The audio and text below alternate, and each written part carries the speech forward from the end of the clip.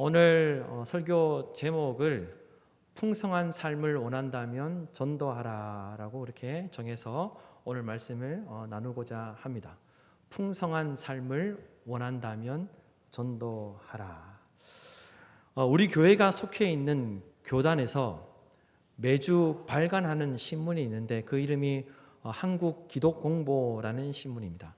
이 한국기독공보라는 신문 지난주간에 나온 그 신문의 기사에 보면 우리 교단 교인 수가 감소하고 있다는 기사가 있었습니다. 그런데 우리 교단 교인 수만 감소하는 게 아니라 오늘날 한국교회 전체에 있는 교회들이 다 함께 감소하고 있는 것이 오늘날 현실이죠. 그런데 그 신문에는 우리 교단 신문이니까 우리 교단 교인 수를 통계를 내어서 얼마나 감소하고 있는지 기사로 나왔었는데 지난 10년간 우리 교회가 속해 있는 교단 교인 수가 우리 10년간 계속 감소하고 있다는 기사였습니다. 표를 보여주시면 저 막대 그래프로 이제 지난 2014년부터 2023년까지 이제 우리 교단 교인 수가 계속 감소하고 있다는 것을 이야기하고 있는데 2022년에서 2023년 1년 사이만 교인 수가 우리 교단에 속해 있는 교인 수가 94,700명이 감소했다고 합니다. 94,700명. 이게 한국 교회 전체가 아니라 우리 교단만 이야기하는 겁니다. 94,700명이 감소했다는 기사가 나왔습니다. 오늘날 물론 동네에 있는 어린이집도 사라지고 유치원도 없어지고 있는 것이 현실이고 또한 학교도 학급이 줄고 있고 한 학급의 학생 수도 줄고 있기 때문에 그런 현실 속에서 교회 교인 수가 주는 것이 당연하다라고 그렇게 이야기하고 그렇게 받아들일 수 있습니다. 그런데 이 94,700명이라는 이 수를 단순 계산하면 여러분 생각해 보십시오. 1만 명이 되는 교회가 우리 교단에서만 9개의 교회가 사라진 겁니다. 1만 명이 되는 교회. 그리고 1000명이 모이는 교회가 우리 교단에서만 90개가 사라진 거예요.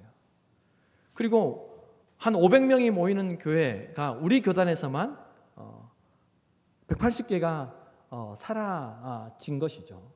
그래서 우리 교단만 이 정도니 다른 교단은 말할 것도 없겠죠. 다 한국교회 전체 교인 수가 모두 다 줄었습니다. 그래서 많은 사람들이 교회의 위기라고 이야기하고 있습니다. 교인 수가 이만큼 줄어서 정말 큰일 났다, 교회의 위기다라고 그렇게 이야기하는데 제 생각은 조금 다릅니다. 교인 수가 줄어든 것이 교회의 위기라고 저는 생각하지 않습니다. 저는 오늘날 교회의 위기는 다른 데 있고 더 심각한 위기가 있다라고 저는 생각합니다. 지금은 돌아가셨지만 미국 뉴욕에서 목회를 하셨던 팀 켈러 목사님이라는 분이 아주 유명한 분이신데 그분이 센터 처치라는 책을 저술했습니다. 센터 처치. 그런데 그 책의 내용에 보면 이 팀 켈러 목사님이 이런 이야기를 했는데 저는 이 글을 보면서 오늘날 한국 교회에는 교인 수가 줄어서가 아니라 더 심각한 문제가 있다는 생각을 할 수가 있었습니다. 팀 켈러 목사님이 이런 이야기를 했습니다. 그리스도인들이 성령으로 충만해지면 그들은 공동체 생활과 전도의 능력이 나타난다. 그리스도인들이 성령으로 충만해지면 그들은 공동체 생활과 전도의 능력이 나타난다. 다르게 이야기하면 무엇을 이야기하는 것입니까? 오늘날 신앙생활하면서 교회 공동체 생활에 흐지부지하고 또한 전도하는 일에 관심을 갖지 못하는 것은 무엇이라는 증거입니까? 성령 충만하지 않다는 거예요. 거기에는 관심이 없다는 거예요. 성령 충만에는 관심이 없고 신앙생활하는 성도들이 많기 때문에 저는 교인 수가 줄어서가 아니라 그렇게 신앙생활하는 사람들이 많기 때문에 교회 공동체가 오늘날 위기라고 생각합니다. 또 이야기합니다. 성령님의 채우심을 통해 성도들이 위대한 능력으로 부활을 증언하는 일은 지속할 수 있게 하셨다. 성령의 채우심으로 인하여서 성도들이 복음을 전하는 일이 지속될 수 있도록 하셨다는 거예요. 그런데 반대로 이야기하면 그렇게 복음을 증거하는 일이 지속되지 않고 있다는 것은 무엇을 이야기하는 것입니까?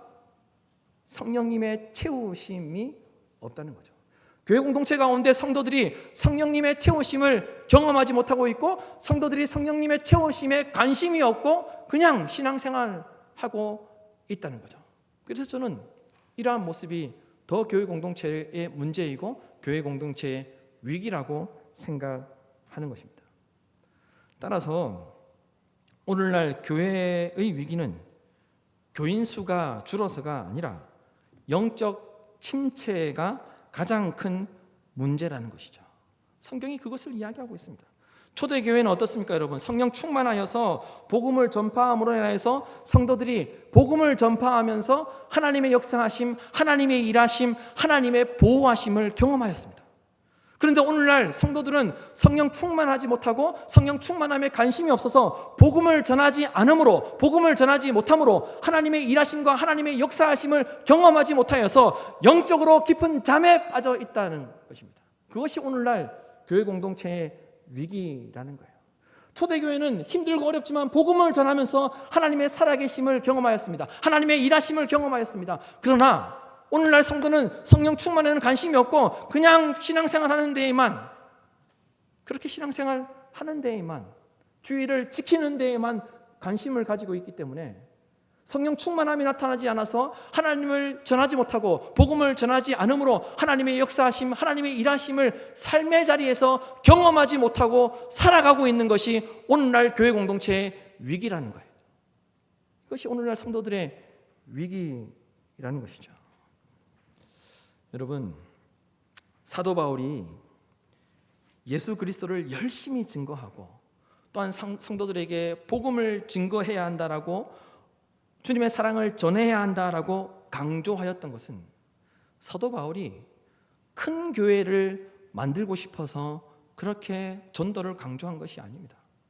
사도 바울이 먼저 택하고 부르심을 받은 자들이 삶의 자리에서 복음을 전해야 한다고 그렇게 목에 핏대를 세우면서 그렇게 이야기한 것은 교회를 크게 만들고 교회의 수적인 부흥을 위해서 전도해야 한다라고 그렇게 강조한 것이 아니었다 말입니다. 사도 바울이 복음을 전하며 또한 복음을 전해야 한다고 강조했던 것은 복음을 전할 때, 전도할 때 하나님의 역사하심, 하나님의 일하심을 경험할 수 있게, 그로 말미암아 영적으로 풍성해질 수 있기에 전도해야 한다, 복음을 전해야 한다라고 그렇게 이야기한 것입니다. 그리고 복음을 전하면서 영적으로 풍성해질 때 삶의 자리도 풍성해지기 때문에 전도하라고 이야기하였던 것이죠. 따라서 오늘 말씀을 통해 사도 바울이 전도하라고 했던 이유와 전도할 때 무엇이 어떻게 풍성해지는지를 살펴보고 또한 어떻게 전도의 열매가 맺어지는지를 오늘 말씀을 통해서 나누도록 하겠습니다. 그래야 오늘 말씀을 통해 이 말씀을 우리에게 적용함으로 영적으로 풍성해지고 또한 삶의 자리도 풍성해지는, 그리고 하나님께서 베풀어 주시는 그 풍성함을 누리는 우리 모두가 되기를 간절히 소망합니다. 첫째로, 전도의 문은 기도로 열려지고 전도할 때 존재 이유를 찾게 됩니다. 전도는 그냥 되는 것이 아니라 기도할 때 전도의 문이 열려지게 되므로 전도가 되는 것이기에 전도하고자 하는 사람이 하나님의 일하심, 하나님의 역사하심을 경험하게 되고 또한 전도할 때 내가 왜 존재해야 되는지 존재 이유를 깨닫고 살아갈 수 있기 때문에 그 삶이 풍성해질 수 있는 것이죠. 여러분, 2절에서 4절 말씀을 보십시오. 2절에서 4절 말씀을 한 목소리로 함께 읽도록 하겠습니다. 기도를 계속하고 기도에 감사함으로 깨어 있으라. 또한 우리를 위하여 기도하되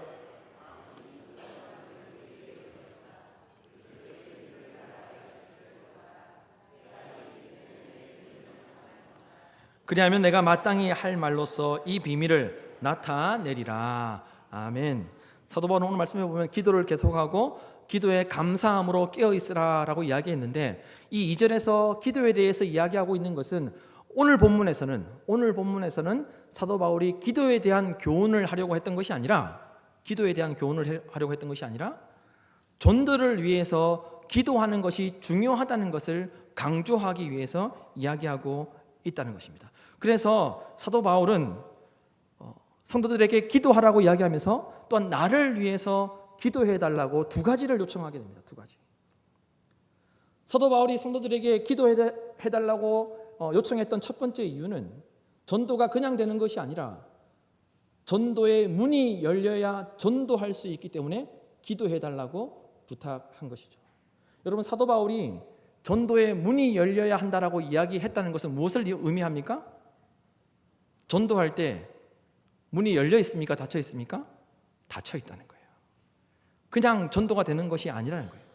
전도의 문이 열려야 전도가 가능한데 그것은 우리의 열정으로 되는 것이 아니라 기도할 때 전도의 문이 열려지게 된다는 것이죠. 따라서 전도하고자 하는 사람들이 기도할 때 그 전도의 문이 열려짐으로 전도가 되는 하나님의 그 일하심, 하나님의 그 역사하심을 경험할 수 있기에 사도 바울은 자기를 위해서 기도해 줄 때 전도의 문이 열려지기를 위해서 기도해 달라고 첫 번째 그렇게 요청하였습니다.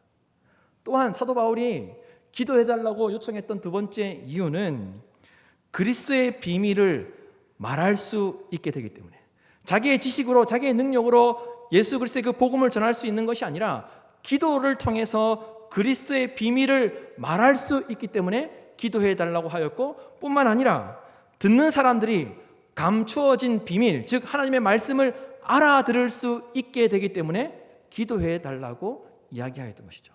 따라서 기도하면서 전도할 때 내가 비밀을 말할 수 있는 능력도 나에게서 나타나고 듣는 사람들이 복음을 알아들을 수 있는 놀라운 일이 나타나기 때문에 그를 통해서 하나님의 살아계심, 하나님의 역사하심을 경험할 수 있기에 사도 바울이 이와 같이 전도를 할 때에도 나를 위해서 기도해 달라고 그렇게 부탁하였던 것이죠.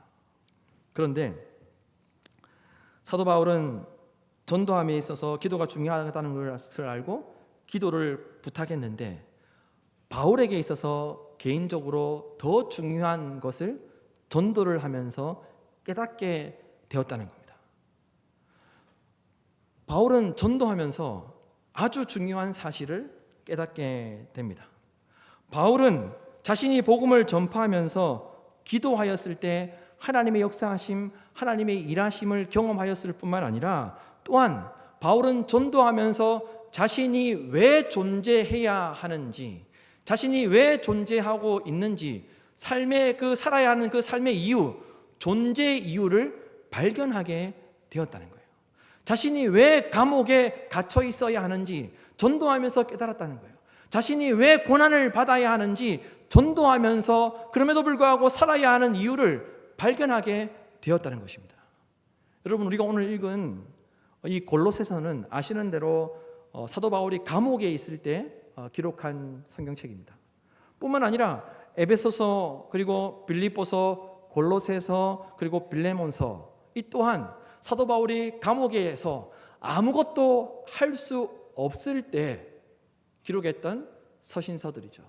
그런데 놀라운 것은 사도 바울은 감옥에서 아무것도 할 수 없는 그런 상황 가운데 있을 때, 고난과 고통 가운데 있을 때 그 상황 속에서도 전도함으로 인하여서 자기가 왜 존재해야 하는지, 자기가 왜 감옥에 갇혀 있어야 하는지, 자기가 왜 아무것도 지금 할 수 없는 상황이 되었는지, 자기의 길이 왜 막히게 되었는지 전도하면서 발견하게 되었다는 거예요. 이게 놀라운 은혜이고, 이러한 사실을 알게 되므로 우리의 삶이 풍성해질 수 있다는 겁니다. 어떤 환경 가운데 있다 할지라도 삶의 존재 이유를 깨닫게 되므로 고난 가운데 있지만, 아무것도 할 수 없는 상황 가운데 있지만 그 삶이 그럼에도 불구하고 풍성하게 된다는 거예요. 여러분 보십시오. 빌립보서 1장 12절에서 14절 말씀에 보면 빌립보서도 옥중서신이라고 말씀을 드렸습니다. 그런데 바울은 감옥에 갇혀서 빌립보서를 기록할 때 이렇게 이야기하고 있습니다. 1장 12절에서 14절 말씀에 형제들아, 내가 당한 일이 도리어 복음 전파의 진전이 된 줄 너희가 알기를 원하노라. 이러므로 나의 매임이 그리스도 안에서 모든 시대 안과 그 밖의 모든 사람들에게 나타났으니 형제 중 다수가 나의 매임으로 말미암아 주 안에서 신뢰함으로 겁없이 하나님의 말씀을 더욱 담대히 전하게 되었노라. 아멘. 사도 바울은 자기가 아무것도 할 수 없는 그런 상황 가운데 있었지만, 매임 가운데 있었지만, 고난 가운데 있었지만, 자기 길이 막혀서 복음을 전할 수 없는 그런 상황 가운데 있었지만 감옥에 있으면서도 자기가 감옥에 존재해야 하는 이유를 깨닫게 됩니다. 전도하면서, 그리고 전도하기 위해서 기도하면서 자기가 가고자 하는 그 길이 막혔음에도 불구하고 그 삶이 고통 가운데 있었다, 그 삶이 실패했다라고 이야기하지 않고 내가 이 가운데 여기 왜 존재해야 되는지를 깨닫게 되었다, 내가 감옥에 왜 있어야 하는지 삶의 이유를 찾게 되었다라고 이렇게 고백한 것이죠. 그리고 오늘 말씀에도 보면 2절에서도 바울은 자신이 복음을 전하기 위해서 매임을 당하였다라고 이렇게 이야기하였습니다. 여러분, 바울은 기도하는 가운데 자신이 감옥에 갇히게 된 것이 오히려 복음 전파에 도움이 된다는 것을 깨닫게 됐습니다. 자기가 왜 여기에 존재하고 있어야 되는지 삶의 이유를 발견하게 되었습니다. 자기가 왜 아무것도 할 수 없는 이런 시간을 보내야 하는지 전도하면서 그 사실을 발견하게 되었다는 거예요. 그래서 전도하는 가운데 우리의 삶이 풍성해질 수 있다는 것입니다. 여러분, 우리 교회가 얼마 전에 몽골 단기 선교팀이 몽골에서 선교를 하고 왔습니다. 좋은 환경이 아니었습니다. 열악하고 또한 힘들고 또한 많이 육신적으로 피곤한데 선교를 다녀오신 분들, 그리고 선교 중에 있는 분들이 하시는 말씀이 대부분 다 동일합니다. 내가 더 큰 은혜를 받았다, 내가 더 큰 기쁨을 누리는 시간이었다라고 고백합니다. 열악한 환경 속에서, 상황 속에서 힘들게 복음을 전하면서 왜 더 큰 은혜를 받고 왜 더 큰 기쁨을 누리게 됩니까? 선교하는 시간, 복음을 전하는 그 시간이 온전히, 영적으로 온전히 깨어있는 시간이기에, 그리고 내가 왜 존재해야 하는지 그 삶의 이유를 발견하는 시간이기에, 하나님께서 원하시는 대로 살아가는 시간이기에 가장 큰 은혜를 받는 시간이 되는 것이고 가장 큰 기쁨을 누리게 되는 시간이 되는 것이죠.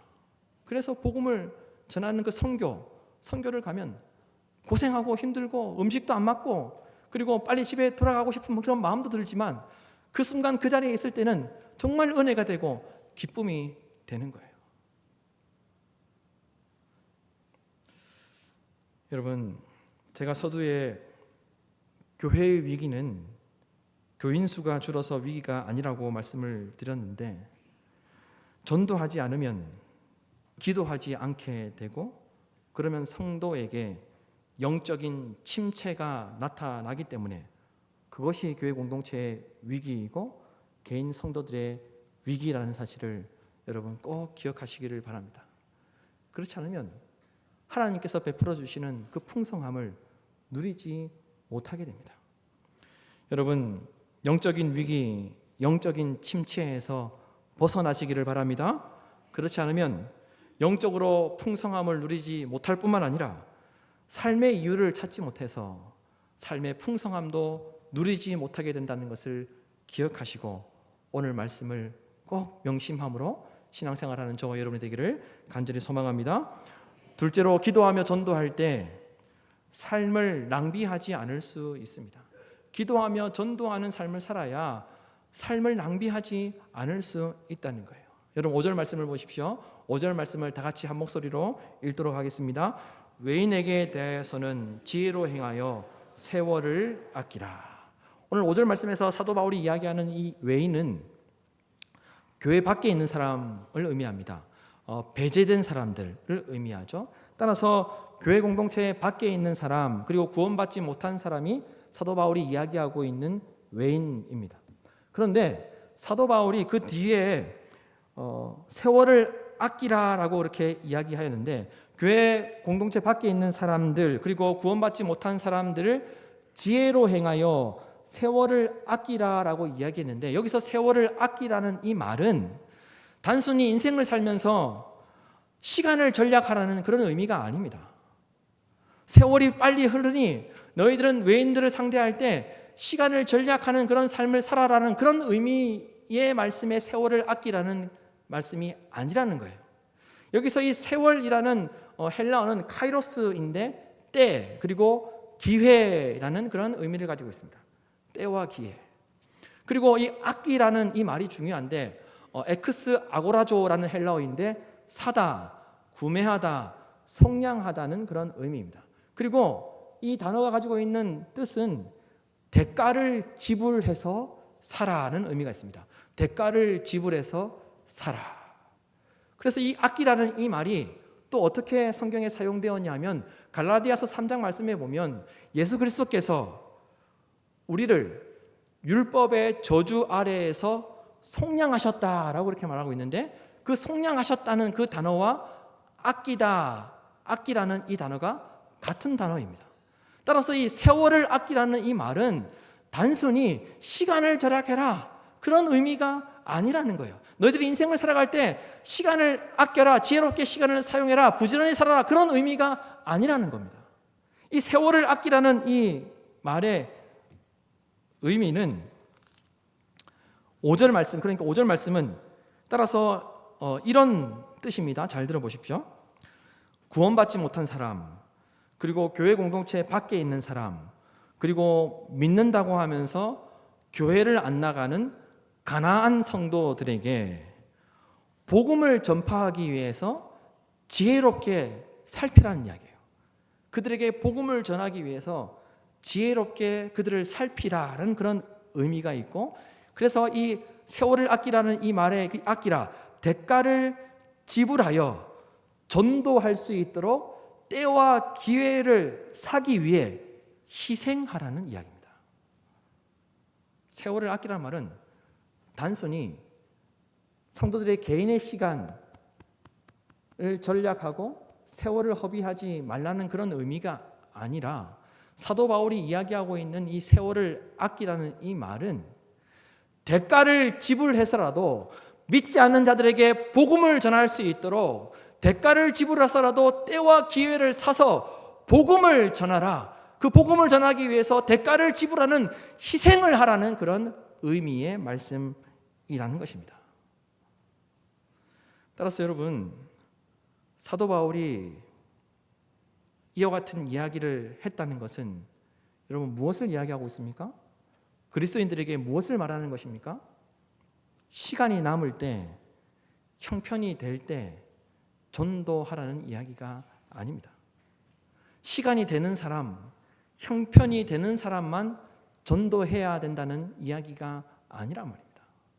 세월 아끼라는 그 말은 대가를 지불하여서 전도할 수 있도록 때와 기회를 희생해서라도 전도해야 한다는 겁니다. 따라서 대가를 지불하여 전도하라는 이 말은 하나님께서 주신 물질과 시간이 내 것이 아니라는 거예요. 우리의 것이 아니라는 거예요. 우리를 위해서 주신 것이 아니라는 것입니다. 예전에도 한번 소개를 해드렸는데 C.S. 루이스가 저술한 스크루테이프의 편지, 스크루테이프의 편지라는 책이 있습니다. 예전에도 이 책을 소개해드렸을 때 이 책을 꼭 한번 읽어보셨으면 좋겠다라고 말씀을 드렸는데 이 책은 스크루테이프라는 악마가 스크루테이프라는 이 악마가 이제 막 악마 사역을 시작하려고 하는 조카 웜우드에게 악마 사역을 어떻게 잘할 수 있는지 31통의 편지를 보내서 조언하는 내용을 담고 있습니다. 쉽게 말하면 인간으로 하여금 그 신앙을 버리도록, 인간이 신앙생활을 잘하지 못하도록 조언하기 위해서 이 스크루테이프라는 이 악마가 조카 악마에게 편지를 보내는 내용이에요. 이 31가지 편지 내용이 있는데 그 내용 중에 이런 내용이 있습니다. 인간으로 하여금 내가 나의 시간의 주인이라고 생각하며 살도록 만들라는 그런 조언을 합니다. 인간으로 하여금 내 시간은 내가 주인이다. 그런 생각을 하도록 만들라는 거예요. 뿐만 아니라 내가 소유하고 있는 모든 것은 내 것이다 라고 생각하며 살도록 만들라고 조언을 합니다. 그래서 24시간을 자기를 위한 시간으로 살도록 그렇게 만들라고 조언을 하죠. 그러면서 뒤에 하는 이야기가 이런 이야기입니다. 종교적인 일을 할 때, 다른 말로 이야기하면 하나님을 위해서 섬기고 봉사할 때 마치 기부금을 내듯이 기부금을 내는 마음으로 인심 쓰듯이 그렇게 섬기고 봉사하라고 그렇게 만들어라고 그렇게 조언을 한다는 거예요. 주님을 위해서 살고자 할 때 내 것을 희생해서 인심 쓰듯이 기부금 내듯이 그렇게 섬기고 만들고 시간이 자기 것이라고 생각하고 살도록 만들고 소유한 모든 것이 내 것이라고 생각하며 살도록 만들라고 이야기하고 있습니다. 그런데 오늘 말씀해 보면 사도 바울은 성도들에게 전혀 반대되는 모습으로 살아야 한다는 것을 이야기하고 있죠. 복음을 전하기 위해서 전도하기 위해서 대가를 지불하여 때와 기회를 사서라도 전도해야 한다라고 이야기하고 있습니다. 이것이 오늘 5절에서 이야기하고 있는 사도 바울이 이야기하고 있는 세월을 아끼라는 말입니다. 단순히 시간을 전략하라는 이야기가 아니에요. 대가를 지불해서라도 때와 기회를 사서 복음을 전해야 한다는 것을 이야기하고 있는 것입니다. 희생해야 한다는 것입니다. 여러분 왜 사도 바울이 왜 대가를 지불하서라도 때와 기회를 사서 전도하라고 하였습니까? 교인 수를 늘리기 위해서가 아닙니다. 사도 바울이 자신이 세운 교회가 크게 부흥하고자 하는 마음에 그와 같은 이야기를 했던 것이 아닙니다. 전도는 자기 자신을 살리고 자기 영혼을 풍성하게 하고 자기의 삶을 풍성하게 하는 비밀이 있다는 것을 사도 바울이 깨달았기에 성도들에게 대가를 지불해서라도 세월을 아껴서라도 희생해서라도 복음을 전해야 한다라고 이렇게 이야기하였던 것입니다. 여러분 복음서에 보면 돈이 많은 한 사람이 예수님께 찾아와서 예수님 제가 어떻게 무엇을 하여야 영생을 얻을 수 있습니까? 라고 묻는 말씀이 나오죠. 그때 예수님께서 네가 이런 율법을 지켜야 한다라고 이야기했을 때 이 돈이 많았던 이 사람은 제가 어려서부터 그 모든 율법들은 다 지키고 있었습니다라고 그렇게 이야기를 합니다. 그때 예수님께서 너에게 한 가지 부족한 것이 있는데 너의 모든 재산을 팔아서 가난한 사람들에게 나누어 주고 나를 따르라라고 말씀하셨습니다. 그리하면 하늘에 너를 위해서 보화가 있을 것이다. 하늘에 보화가 너를 위해서 있을 것이다 라고 그렇게 이야기하였죠. 그런데 어떻습니까? 이 돈이 많았던 이 한 사람은 대가를 지불하기가 싫어서 대가를 지불하지 아니하고 예수님을 떠나게 되죠. 여러분 교회 밖에 있는 사람들, 구원받지 못한 사람들에게 복음을 전하기 위해서 대가를 지불하여 때와 기회를 사게 되면 그것 또한 예수님께서 말씀하신 대로 다른 사람에게 나누는 것이기에 하늘의 보화가 쌓여진다는 것을 여러분 믿으시길 바랍니다. 그래서 우리 삶이 영적으로 풍성해질 뿐만 아니라 또한 우리의 삶이 풍성해진다는 믿음을 가지시고 대가를 지불하여서라도 복음을 전하는 일에 함께하는 우리 목민의 모든 권속들이 되기를 주님의 이름으로 축원합니다. 그래서 영적으로도 풍성해지고 삶의 자리 가운데 풍성함을 누리는 저와 여러분 우리 모두가 되기를 간절히 소망합니다. 셋째로 말과 행동이 바뀌면 삶이 풍성해지고 전도의 능력이 나타납니다. 말과 행동이 바뀌면 삶이 풍성해지고 전도의 능력이 나타난다는 거예요. 여러분 6절 말씀을 보십시오. 6절 말씀을 다 같이 읽도록 하겠습니다. 너희 말을 항상 은혜 가운데서 소금으로 맛을 냄과 같이 하라. 그리하면 각 사람에게 마땅히 대답할 것을 알리라. 너희 말을 항상 은혜 가운데에서 소금으로 맛을 냄과 같이 하라 라고 했습니다. 사도 바울이 아주 중요한 이야기를 했습니다. 너희 말을 항상 은혜 가운데서 소금으로 맛을 냄과 같이 하라. 쉽게 말하면 은혜로운 말을 하라는 거예요. 삶의 자리에서 은혜로운 말을 하며 살라는 거예요. 왜냐하면 그것이 결국 전도로 이어지기 때문에 그렇습니다. 여기서 말하는 6절에서 말하는 이 은혜라는 이 단어는 헬라어로 카리스인데 우리가 보고 있는 성경에도 각주로 설명하고 있지만 감사라는 뜻이 있습니다. 감사. 그리고 감사한 마음 그리고 기쁨이라는 뜻도 있습니다. 그러니까 무엇을 이야기하는 것입니까? 성도는 항상 감사하는 마음으로 말해야 한다는 거예요. 성도는 항상 기쁨이 가득한 말을 해야 한다는 거예요. 성도는 항상 은혜롭고 소금으로 맛을 내듯이 말해야 한다는 거예요. 그러면 그리하면 각 사람에게 마땅히 대답할 것을 알리라 라고 이야기하고 있습니다. 여러분, 저는 우리 교회에 등록하시는 분들에게 종종 이런 질문을 합니다.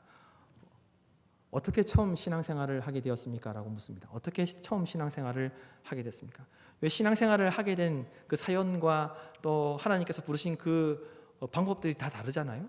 그래서 저는 어떻게 처음 신앙생활을 하게 되었는지 묻는데, 모태 신앙을 제외하고 많은 경우 이렇게 이야기하시는 분들을 보게 됩니다. 이런 거예요.